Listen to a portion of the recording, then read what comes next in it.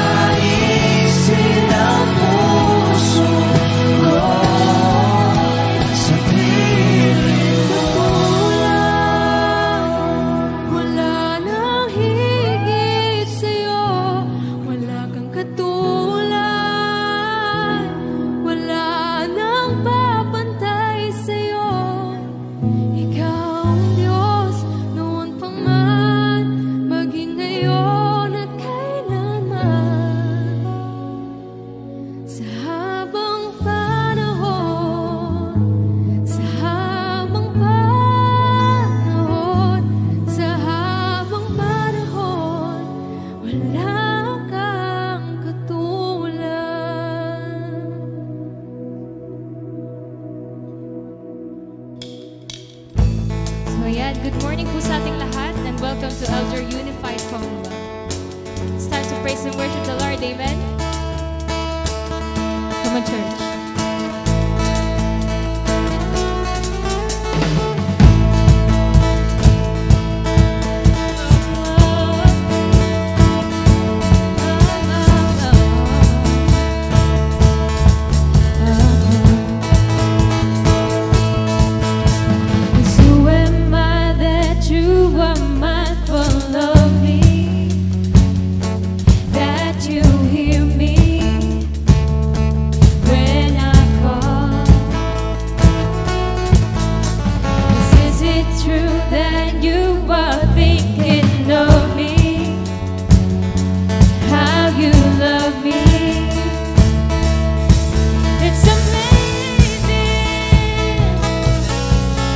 I am a friend of God.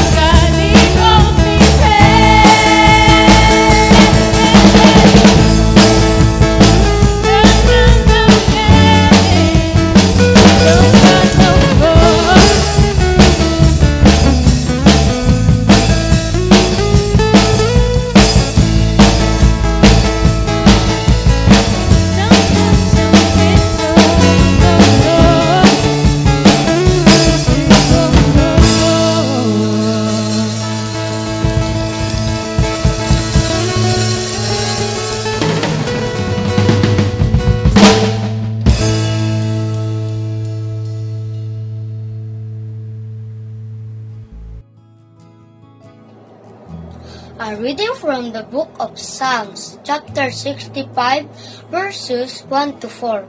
Praise awaits you, our God in Zion. To you our vows will be fulfilled. You who answer prayer. To you all people will come. When we were overwhelmed by sins, you forgave our transgressions. Blessed are those you choose and bring near to live in your courts. We are filled with the good things of your house, of your holy temple. God bless the reading of His word. Good morning mga kapatid. Let's bow our head for our opening prayer. Faithful Father, we begin today by giving you thanks. Your love endures forever, it never fails. Though there are many ways in which we have failed, we have not exceeded the supply of your mercy and grace. We thank you for revealing yourself to us through your word. As we open the service today, we pray that we would hear your voice. We ask that your Holy Spirit would be at work, opening our ears to hear and our hearts to receive your word. At sa kabila po na aming mga pagkukulang, Lord, mga kasalanan, ay pumupuso niyo pa rin kaming tinatanggap. Dahil ikaw ay tapat at mapagmahal, patawarin mo po kami. Lord, sa panahong krisis na ito, hindi po magiging madali para sa amin ang mga susunod na araw. Gabayan po ninyo kaming lahat, Lord, at patnubayan ang aming mga isip at lubusan kang pagkatiwalaan sa anumang darating pa na pagsubok sa aming mga buhay. Ikaw ang aming lakas, tanging sa iyo kami nakaasa. Lord, we are currently struggling financially, but we are not anxious because we know that you will meet all our needs according to the riches of your glory. And Lord, we pray that you have your divine way over our needs. You know what we need, and we know that you can provide. We thank you for our financial breakthrough. We trust you, O Lord God. Lord, bless each and every one of us, our beloved family, our friends and relatives. We thank you so much, Lord, for this day. We worship you and praise you, our God, our Savior. In Jesus' holy name, amen.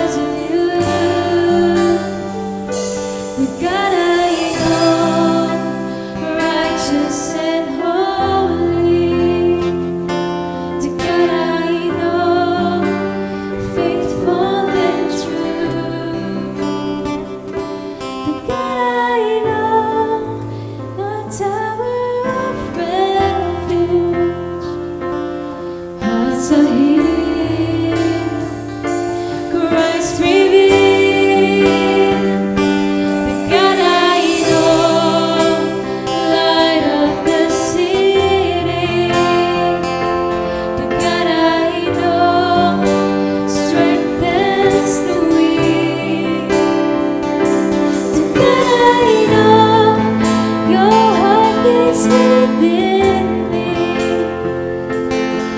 as you are, so are we.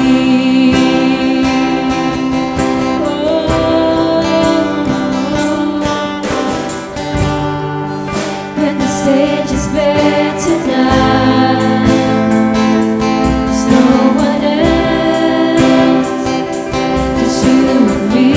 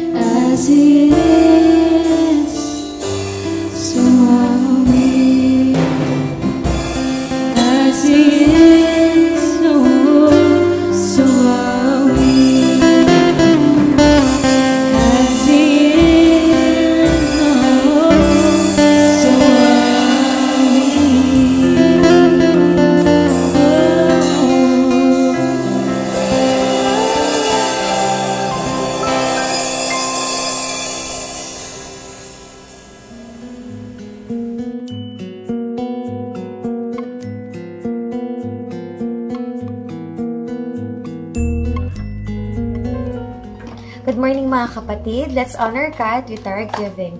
Allow me to share with you this verse in Luke 12, verse 15. And it says, "Then he said to them, 'Watch out, be on your guard against all kinds of greed. Life does not consist in an abundance of possession.'" Mga kapatid, our God is a God who loves to bless His children. Concerned siya sa well-being din natin.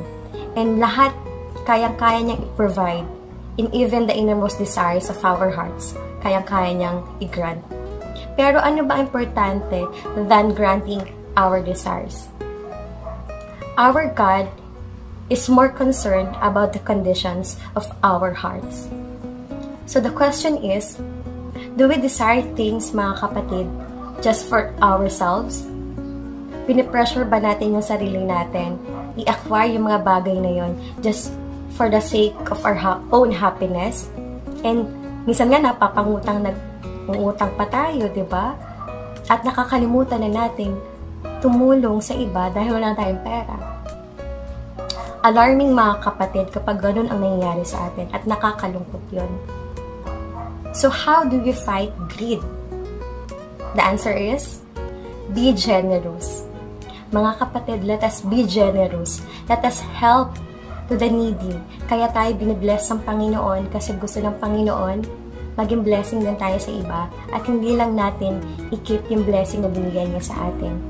After all, lahat naman na meron tayo dito sa lupa, pag mawawala tayo, hindi natin yung madadala. So let's start to live a life na significant at alam natin talaga kung ano ang magmamatter. So for today, I encourage yung mga kapatid that as we give, hindi lang to maging responsibility or na-oblige tayo to give, but let us give out of love. And let's ask the Lord na magbibigay tayo with pure heart and with joy. Alam ko, excited na kayo magbigay sa mga kapatid. Tara, let's pray. Yes, Father God, maraming salamat po, Panginoon, sa araw na ito, Lord God, for giving us again, Lord God, the opportunity, Panginoon, to give, O God. Lord, this morning, Panginoon, alisin niyo po, Lord God, yung mali sa puso namin, O God. Huwag po kaming matakot ibigay what's best for you, Panginoon. Huwag po namin unahin yung sarili namin, Lord God, na maging lagi na lang nakasentro sa amin, Lord God. Bagkus, Panginoon, help us to be generous, Lord God. Help us to give out of love, Lord God. Help us, Lord God, na magbigay, Lord God, dahil ito'y para sa iyo, Panginoon. Maging generous kami sa ibang tao, Lord God, sa children mo, Panginoon ko, sa mga kapatiran namin, Lord God, sa gawain mo, Lord God. We pray, Panginoon, na itong pagbibigay po namin ay maging kalugod-lugod sa iyo, Lord God. Salamat po, Panginoon. Continue to be with us as we give this morning. And Father God, Lord, I pray na lahat po ng iyong mga anak ay patuloy mo pong i-bless, Panginoon ko, upang patuloy po kami maging pagpapala sa iyo. Maraming salamat po, Panginoon ko. Maraming salamat sa kabutihan mo. You all deserve the highest praises and glory.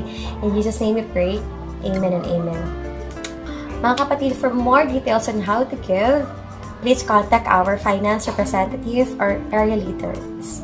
Details are flashed on the screen as well. Mga kapatid, maraming salamat sa inyong pagbibigay at pagpalain pa po kayo ng ating Panginoon. God bless you!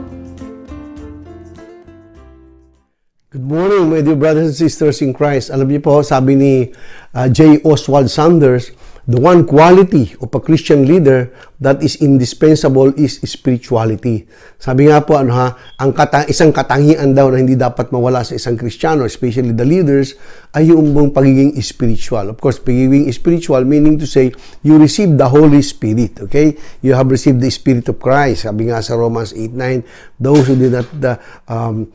who doesn't have the Spirit of Christ does not belong to Him. Okay, so spiritual. So spirituality is you are being led by the Spirit. Before I go on, let's come before the Lord in prayer. Oh Heavenly Father, I praise you and I thank you, dear God, for this day that you have given us, another day. Oh Father God, for this is the day that you have made. We will rejoice and be glad, oh Father God, knowing that you are with us, Lord God, knowing that you will never leave us nor forsake us, oh Father God. Lord, this morning I pray for your wisdom, knowledge, and for your anointing, oh dear Lord, that every words that will come out in my mouth be your words, oh Father God, words that will truly touch each and every one of us and help us, oh Father God, to lead by the Spirit, oh Father God, to live a life that is pleasing to you. Father God, I pray, dear Lord, that everything I say and do here bring glory, bring pleasure to you. In Jesus Christ's mighty name I pray. Amen and amen. Okay, we're going to talk about generosity, okay? Generosity is being kind, being a giver, no, ha? Yung pag-uusapan natin sapagkat that is one quality of a Christian na hindi dapat mawawala sa kanya, no, ha? Aside from aside from humility, of course, and being honest is ang hindi po dapat mawala sa kanya ay yung generosity. Okay?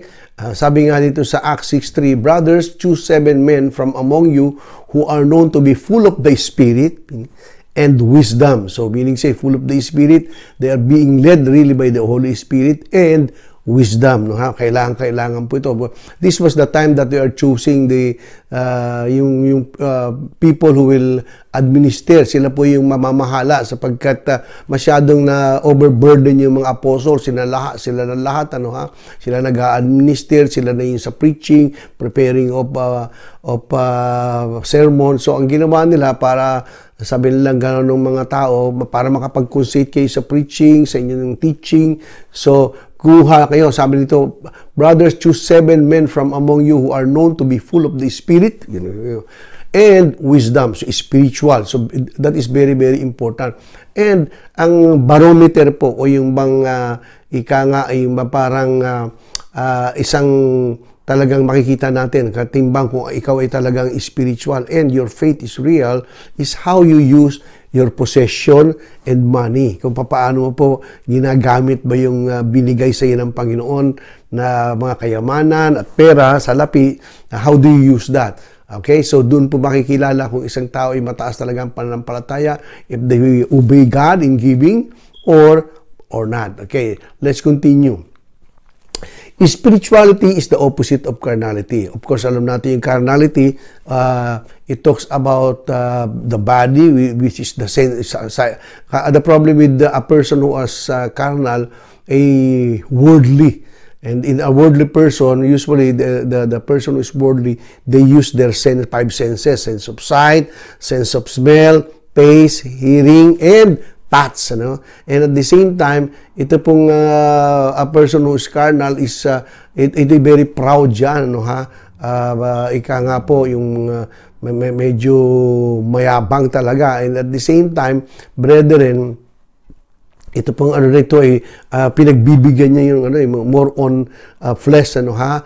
The lust of the flesh, the lust of the eyes, yun po, ano, ha? Kaya nga sabi sa Bible, do not love the world or anything in this world. If you love the world, the love of the Father is not with you. And ang spirituality naman po, of course, you are being led by the Spirit. Ano ba ibig sabihin nun? Ibig sabihin, being led by the Spirit, you are, ika nga po, your life is life that is pleasing in the sight of God, and at the same time, a spiritual person are obedient to the Word of God. They see to it that they obey the Word of God, and they put God's command first than the flesh. Okay, so spirituality. Again, now in Romans 8:13, if you live according to the sinful nature or flesh, you will die. Of course, meaning to say, if you are a person who is carnal, is sinful nature po yun, ha? Kung nabubuhay ka doon, you will die. But if by the Spirit you put to death the misdeeds of the body, you will live. Because if you live in the Spirit, that's why the Bible says, if you want to follow me, you have to deny yourself.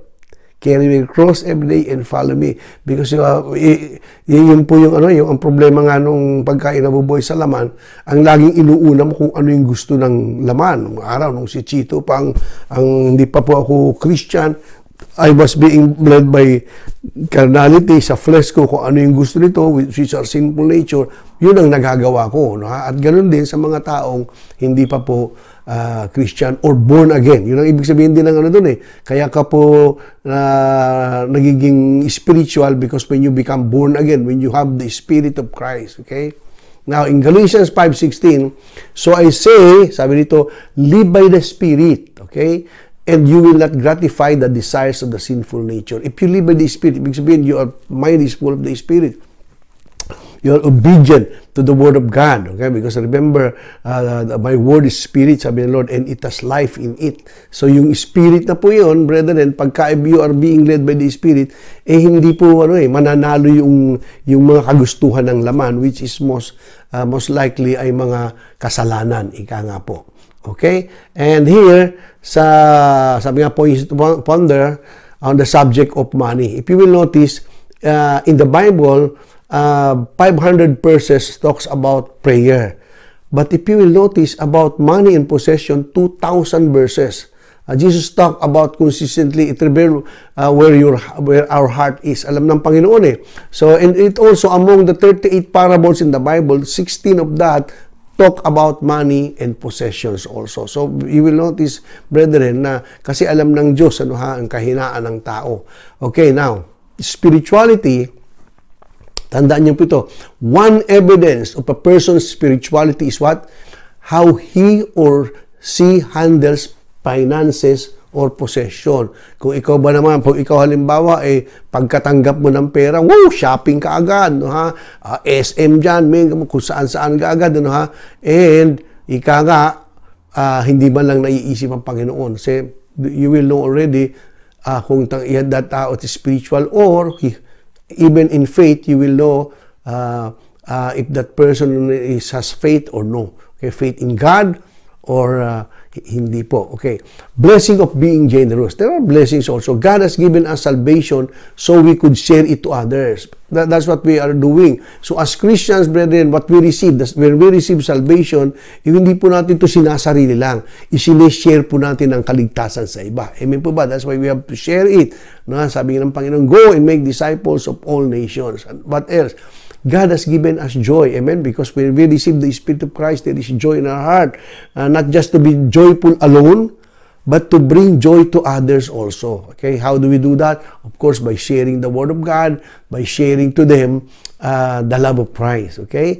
And trusting God. Kasi talagang ang joy, it starts when you start to trust God, to have faith in God and His promises. God has blessed us so that what? We can be a blessing to others. God has given us so that we can give to others also. Yan po ang ng Panginoon eh. That's why tinuturuan tayo na hindi makasarili, kundi ika nga po ay palabigay.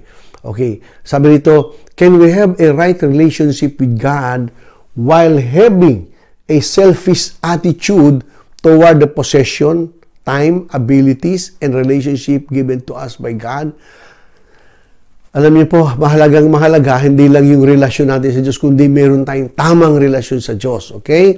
Pero kung ikaw po ay, ang iniisip mo lang sarili mo, ha?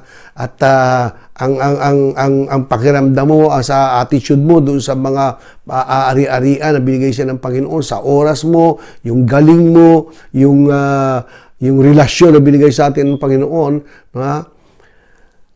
Palagay niyo po ba ay magkakaroon tayo ng tamang relasyon kung ikaw ay makasarili? Of course, the answer is no. Big N-O. Okay? Kaya mga as Christians, talagang tinuturuan tayo ng Panginoon na maging generous. Generous is be giving, meaning to say, being a giver. Palabigay.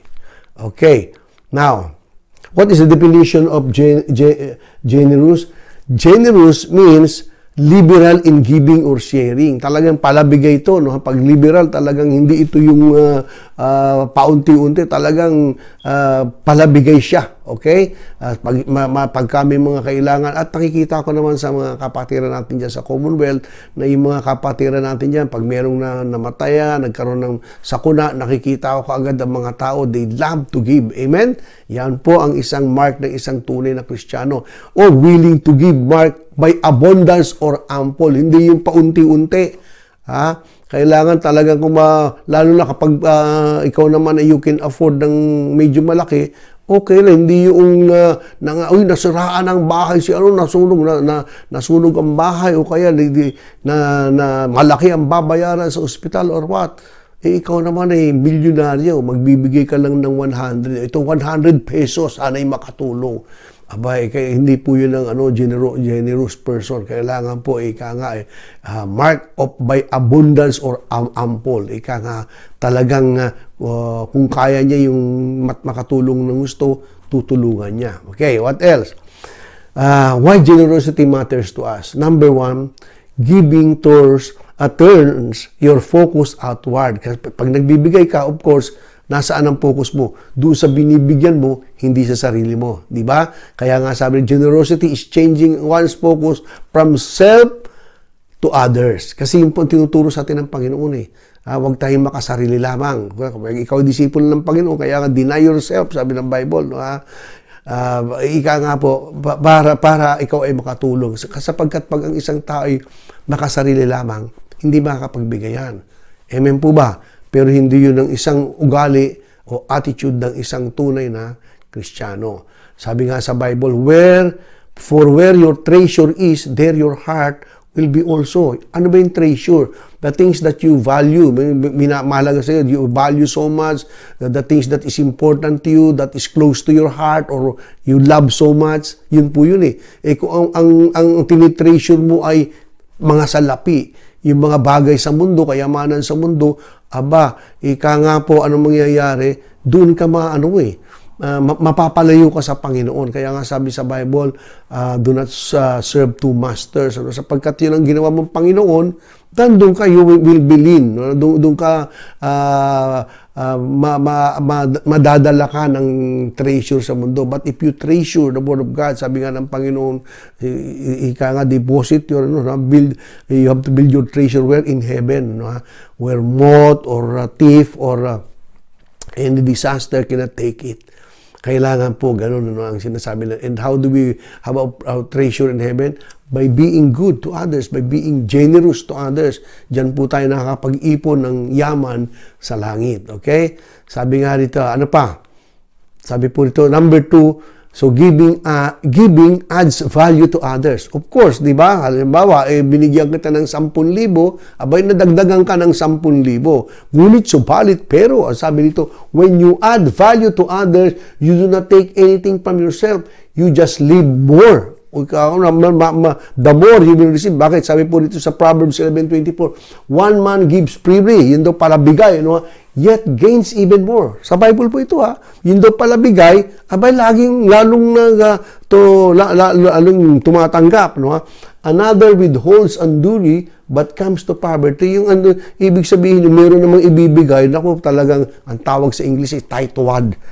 Parang potkuri, hindi puro ipot na yung talagang medyo may kaswapangan. Pero yun po, yung mga daw swapang ng mga tao, hindi pala bigay, comes to poverty, naghihirap lalo. A generous man will prosper. Okay? Kaya, alam mo, this principle is talagang totoo po ito. He who refreshes others will himself be refreshed. Yung pala bigay, lalo po talagang lalong pinapagpala ng Panginoon. I've seen people, and I have experienced it also, I have seen people also who are generous, talagang pinapagpala ng Panginoon Diyos. Ano pa? Yung pangatlo, sabi ito, giving helps the giver. Tingnan mo, kaya pala sabi sa Bible, it is blessed to give than to receive. Bakit? Kasi when you are generous to others, you cannot help but benefit yourself. Yung binasa ko kanina, it's the way God set up His kingdom, di ba? Kasi ang alam natin, pag nagbigay ka, wow, parang nawalan ka. No, it will benefit you. Bakit? Ano sabi sa Bible? Sa Luke 6:38, give and it will be given to you. Okay? A good measure, pressed down, shaken together, and running over, will be poured out into your lap. For the measure you use, it will be measured to you. Alam niyo po itong pressed down, shaken together. Nung araw po, maski sa Pilipinas, kapag bumibili ka ng bigas, hindi po yung kinikilo-kilo eh. Meron yung gatang na gano'n, lalagyan ng kahoy. Pagkatapos lalagay doon. Kapag yun, gaganunin. Pero kapag ka malakas ka o yung bang generous yung hindi na ginaganon yung bigas, ika nga, siksik, liglig, umaapaw doon sa mga gustong i-bless nung ika nga po ay tawag dito ng mga nagtitinda. So parang ganun din po yun, no? Siksik, liglig, umaapaw kapag kayong bang iniligay sa iyo, dinidikdik pang ganun, ganun po ang mangyayari if you are a giver. See, those who give, hindi po nawawala eh. In short, you cannot outgive God. Kasi yung pagtulong mo sa kapwa, indirectly, ginagawa mo sa Diyos. Di ba sabi nga niya, even a glass of water given to the least, you have done that to me. So, alam niyo po, yun ang prinsipyo ng Diyos eh. How do you love God? By loving others. Pag halimbawa, tinutulungan mo yung kapatid mo, para mo nang tinulungan ng Diyos. Di ba sabi niya nga, doon sa mga inano niyo ako, binisita niyo ako sa kulungan, ganito, sinabi niya, pinakain niyo ako. Pero Lord, kailan nangyari yun? Sinabi niya, when you have done that even to the least. Ibig sabihin, baski si pinakamababa dyan, ginawa mo yan. Sa isa man, ginawa mo na sa Panginoon. Amen po ba?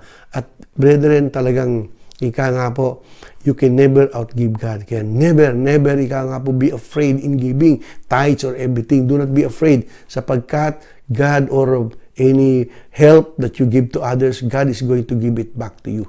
Okay, sabi po nito, ito nga, our use of possessions is an accurate barometer of our faith. Talaga bang meron kang faith? At yun, malalaman mo kaagad, itong timbangan, ng barometer yun, para malaman niya, patandaan na talagang tunay pananampalataya. Sa pagbibigay, wag po kayo sa pagbibigay na lamang ng tithes. Doon mo agad malalaman eh. Kasi kung may pananampalataya ka, sabi ng Panginoon, give and it will be given back to you. Halimbawa, pero you are a carnal person, you will use your senses. Teka muna, 1,000 to, pag binigay ko yung 100, 900 na lang, di na to, ganun, no? Yun ang mga carnal. Why? Because they do not live in the Spirit. But those who are spiritual, they just trust God.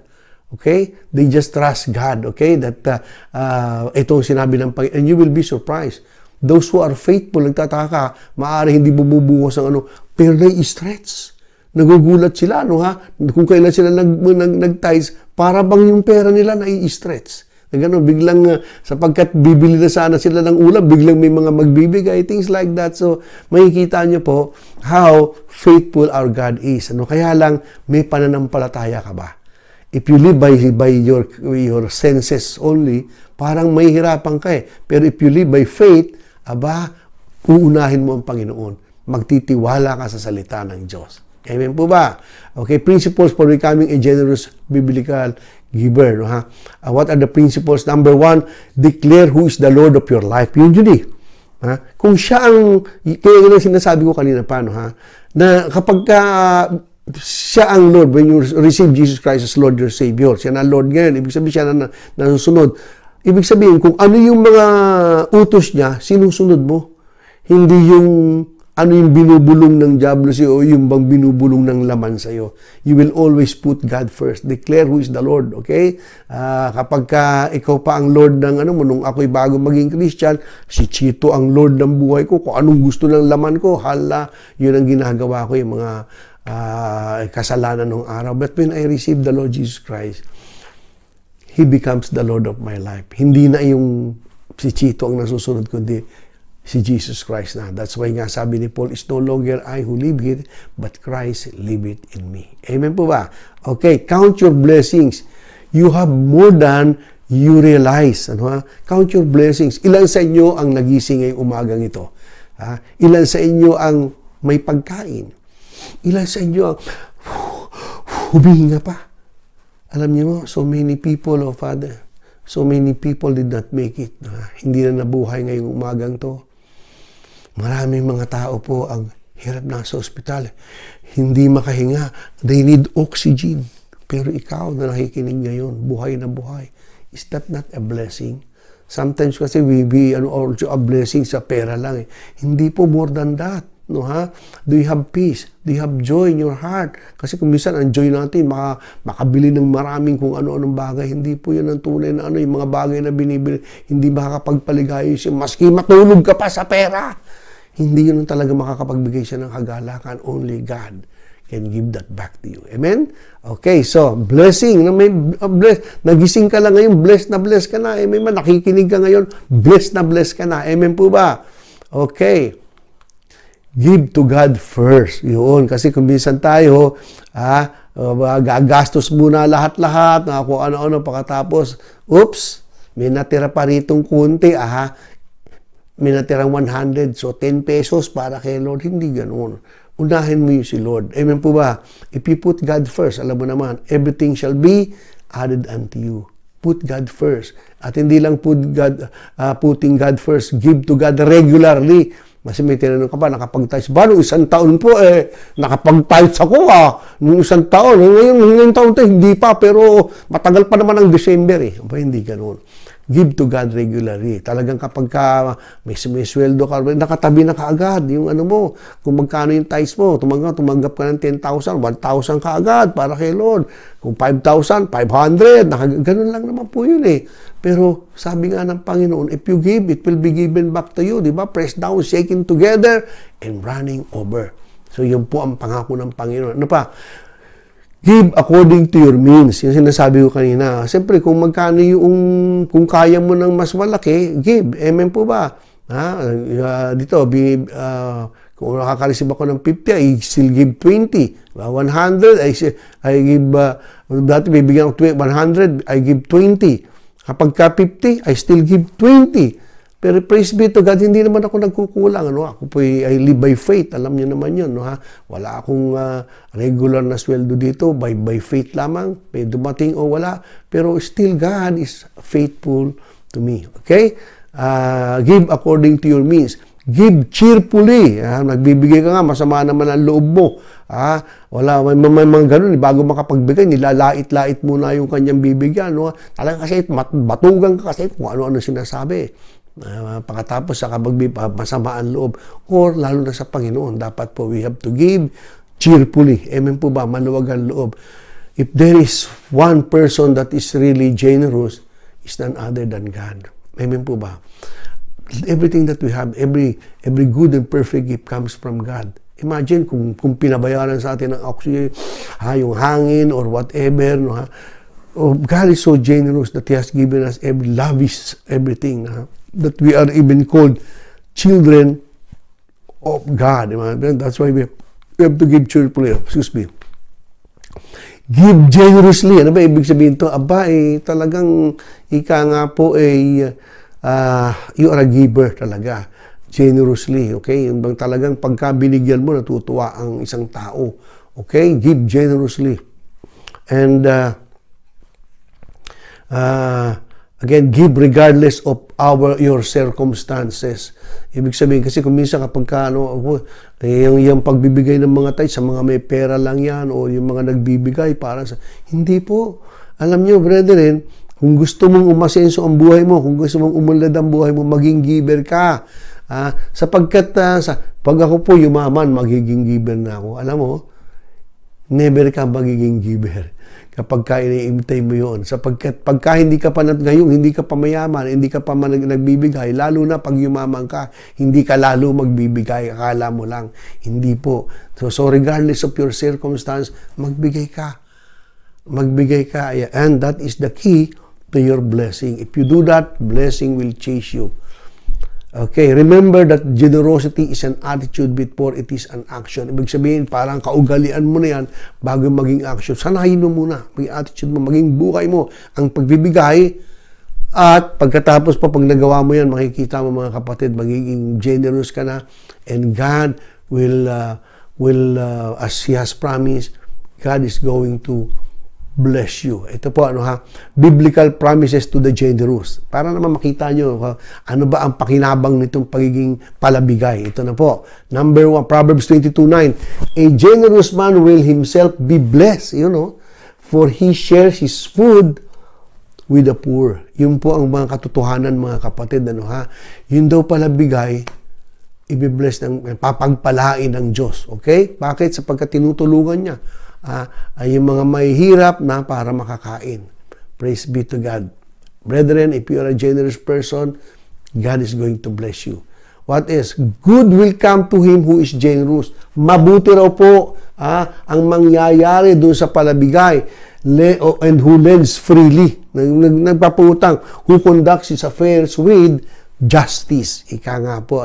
So meaning to say, kung gusto mong habulin ka ng pagpapala, maging mabuti ang mangyayari sa buhay mo, be generous at talagang ika nga, alam mo, pag one time meron sa akin umutang ng 50,000, yung pera ko 15,000, sabi ko sa kanya, ito ang pera ko, pero hindi ito utang, binibigay ko na lang sa iyo yung 15,000. Praise be to God. May sumama ang loob sapagkat hindi ko nabigyan ng 50,000. Pero later on, na-realize niya, teka muna siguro, matagal na panahon, nagpasalamat din sa akin. Pero kung minsan kasi hindi natin na-realize na hindi naman tayo laging merong ganun kaano. Pero I gave him freely, hindi na utang ako, bigay ko na yung 15,000, sumimangot, tinanggap naman niya. At umalis. Sabi ko, God bless you. Praise be to God. Well, talagang ganun kuminsan. Pero what we are saying, though gano'n ang nangyari, I still love that person. At later on, he realized that siguro na hindi naman masama ang ginawa sa akin ito. Okay. So anyway, Proverbs 11:25, sinabi natin to, a generous man will prosper. Hindi ka lang hindi lang ibabalik sa iyo, you will prosper. He who refreshes others will himself be refreshed. Yun daw, ikaw ay tumutulong sa kapwa mo, ikaw din ay tutulungan ng Diyos. Yung po ang ibig sabihin nun. Remember this, whoever sows sparingly will also reap sparingly. Whoever sows generously will also reap generously. Kung ano yung tinanim, yung ang aanihin. Parang di sa sa lupa, may 10 hektarya ka, halimbawa na palayan, pero ang tinataniman mo lang 1 hektarya, meron kang mahaharvest. Pero hindi kasing dami nung binigay mo kung yung 10%, ay 10 hectares. Ganon din yun sa pagbibigay, Sa pagbibigay, of course, kapag nagbibigay ka nga, pero ika nga, maliit lamang, maliit din ang matatanggap mo. Okay? That's why mahalaga to give generously. Amen po ba? Mahalaga po yung pagbibigay natin. Praise be to God. What else? Each man should give what he has decided in his heart to give, not reluctantly or under compulsion, parang napipilitan lang. God loves a cheerful giver. Alam niyo pa kasi pag sabi ka, naging way of life, naging attitude mo na yung giving, masaya ka na at hindi mo naman malayan talagang meron dumating o wala, I love you Lord, parang gano'n. Pero never pa naman akong all my needs are being met by God. Yun naman ang promise niya that He will supply all your needs. Kapag ka naman mga kailangan ko, bonus pa, talagang binibigyan ka pa ng Panginoon kapag alam niyang gusto mo, kailangan ka mag-travel doon, ay travel. Hindi lang naman po saan ako nag-travel. So, wala naman nagbibigay sa akin ng but the Lord always provide for my needs. Okay? Okay, what else? Proverbs 14:21. He who despises his neighbor, sin. Kasalanan pala yun. Mga kapitbahay mo, yung kapatiran ay nangangailangan. Meron ka naman. Hindi mo tinutulungan.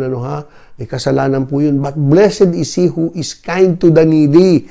Matulungin ka sa mahirap. Yung mga kapatid natin, may 2 tayong pastor na namatay. Nakakalungkot. Well, the churches here give. Personally, I give also to those people because I love those pastors. And as Christians, not only we should love one another, and one way of loving our brothers and sisters is to be givers, or to help them, okay? To be generous to these people. Kailangan po. Proverbs 19:17.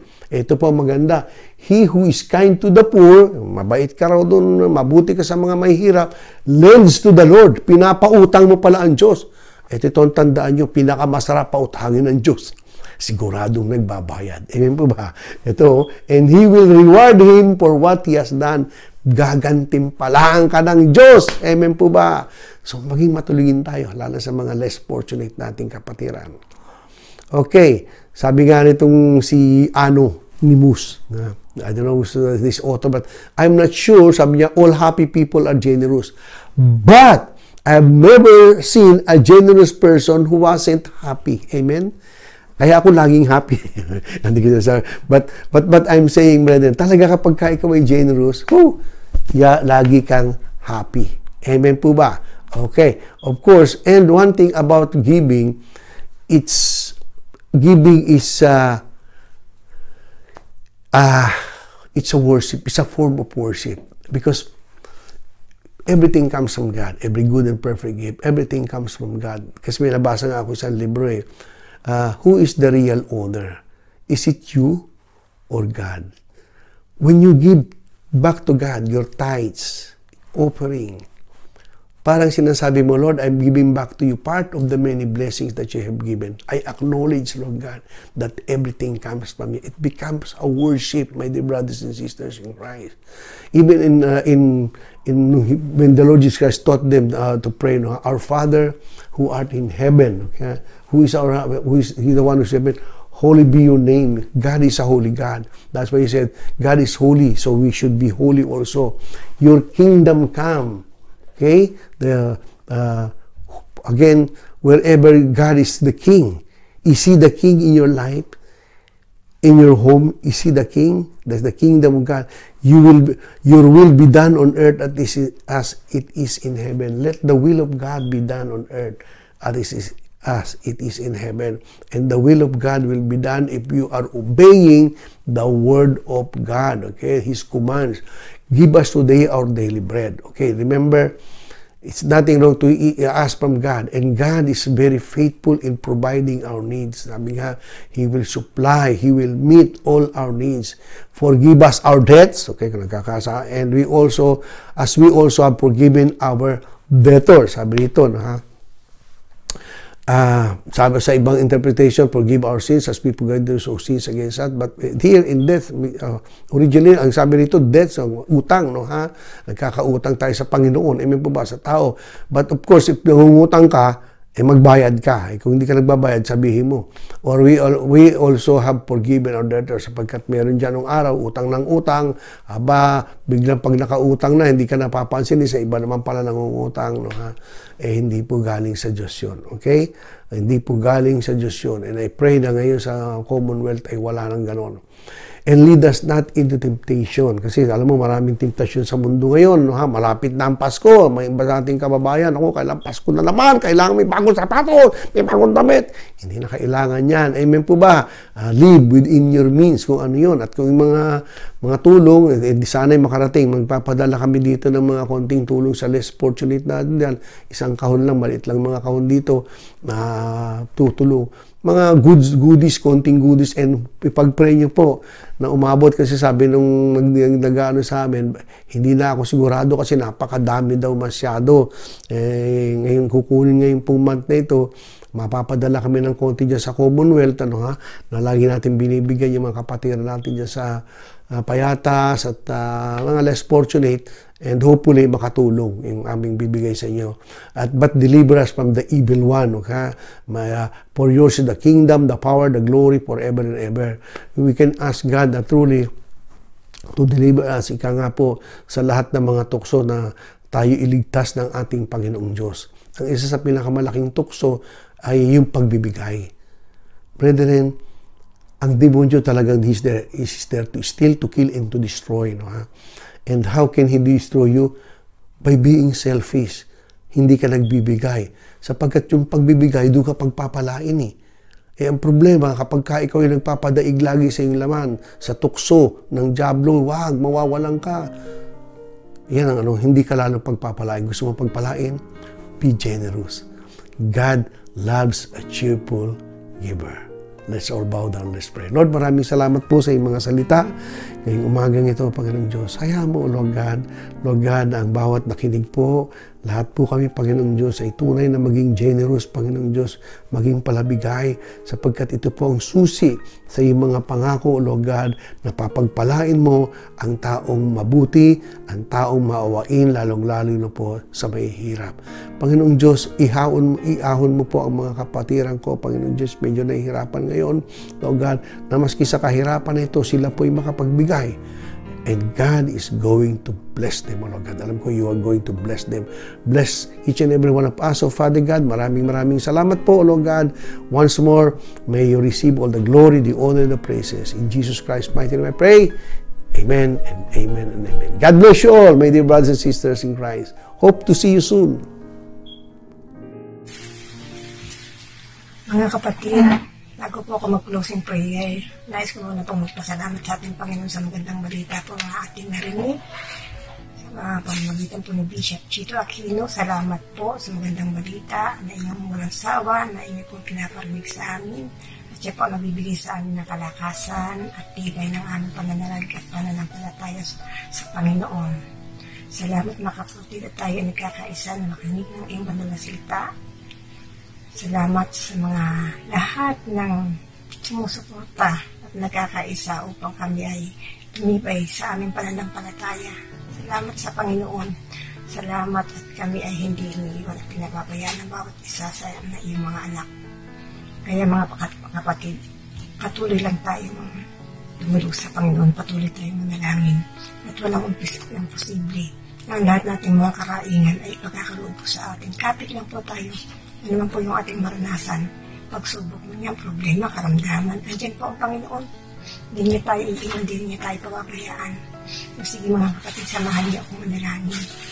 Panginoon, salamat po na maraming sa bakit salita po aming narinig sa mga ganit sa Panginoon. Salamat po sa grasya mo at habang Panginoon binigyan mo kami ng kalakasan ng Panginoon.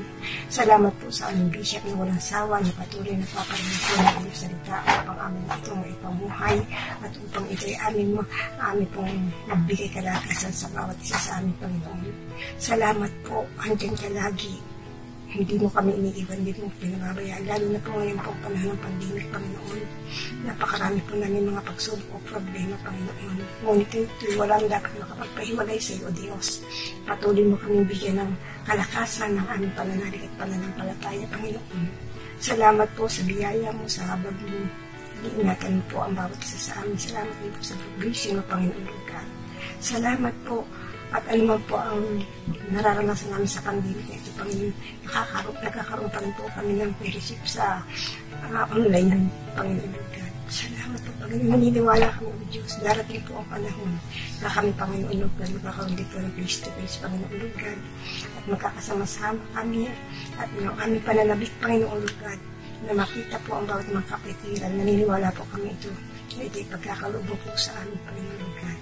Ama, salamat po sa mga kapatiran namin, pinagaling na sila, Panginoon. At anuman po, Panginoon, ng mga pagsubok nila, naniniwala kami, Panginoon, na sila po ay pagagalingin mo, Panginoon God. Salamat din po sa mga kapatiran na papatuloy na maglingkod sa iyo. Lalo po namin na ang lahat po ng mga anak, Panginoon, ay patuloy mong patatagin at patuloy mo pong makapaglingkod sa iyo, Panginoon, habang kami, Panginoon, nasa mundo ito, Diyos Lord. Kapit lang po kami, Panginoon. Wala po kami talagang maasahan. Hindi ikaw lang kami, Diyos. Ikaw po ang siya magpapalakas sa amin. Ikaw po magbibigay sa amin ng kagalakan, Panginoon. Salamat po ng maraming Panginoon God. At ikaw lang po ang aming laging may taas na papunihan. Ama, salamat po ng maraming binabalik ko sa ito po. Samba sa pangalan ni Kristo Jesus. In Jesus, pray. Amen. Amen.